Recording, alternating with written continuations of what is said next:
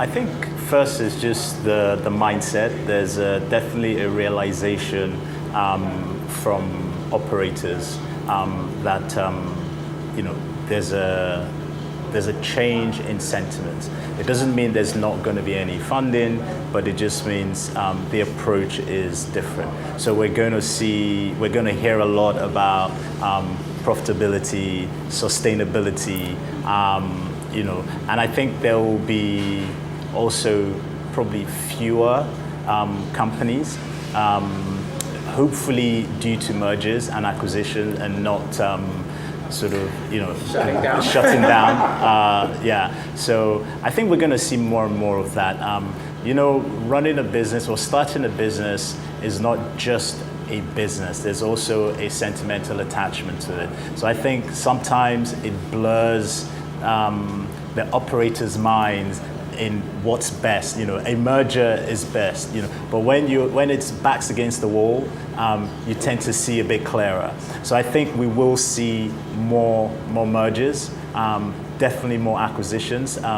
Those that have been fortunate enough to either raise large enough amounts or have gotten to sort of significant revenue generation are in a strong position to do those acquisitions. So, and I think there are a few like that. So I think that, yeah, I think that will happen. There's going to be also, I think it's going to be a big year for AI, not in terms of just the buzzword, but in terms of the use case. What kind of use cases? What are we talking about? I mean, even from things like customer service, I think that's going to be a big one. So AI to solve like day-to-day business problems and speed up processes. Absolutely. I mean, you want to serve. It's easy to serve more affluent customers because the cost base makes sense. So when you're talking about unit economics, how do you give the same quality to somebody that is not as affluent and probably maybe even slightly more demanding, needs a lot more hand-holding, a lot more help. For a business, of course you want to do it, but it might not be cost efficient to do that. So I think the use of AI would help that's just like for me, an obvious example, an obvious area that we will see the use of AI.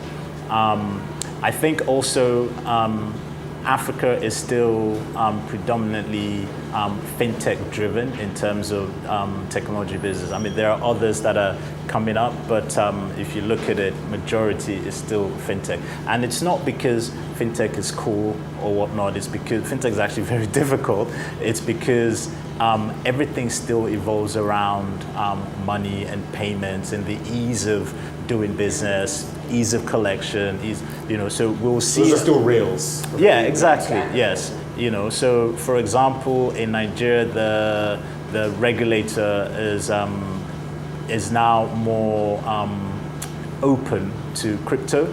I can talk about that now. In the previous administration, it was a difficult thing to talk about, but I think it's important. Again, it's going to be. I think it's going to be a big thing this year because innovation the openness of the regulator is going to open up more innovation, and you can really go at it openly and come up. You heard it from Babs. Crypto boys are back.